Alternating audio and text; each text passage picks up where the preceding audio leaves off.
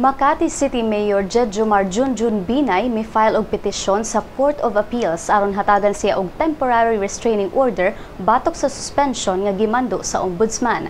Sigon ni Binay nga dili siya mukanaog sa iyang pwesto tungod kay matud niya ang suspension illegal ug gitiming sa umaabot nga 2016 elections. Ang ombudsman ni-issue kagahapon og 6-month suspension batok kang Binay subay sa nagpadayong investigasyon sa giingong overpriced Makati City Hall Building 2. Apan matud ni Binay, magpabilin siya sa iyang posisyon. Dugang sab sa abogado niini si Attorney Claro Certeza nga dili makapugos ang ombudsman sa pagpakanaog ni Binay samtang gi-process pa ang ilang TRO request.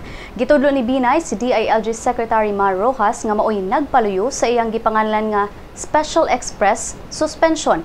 Matud niya nga daw konektado ang mga Special Panel of Investigators nilang kani Ombudsman Simeon Marcelo ug Attorney Nonong Cruz kinsa iyang giingong mga tawo ni Rojas. Si Binay ug ang amahan niining si Vice President Jedjomar Binay nag-atubang og mga issue kabahin sa ilang mga bahandi ug kickbacks sa Makati City projects.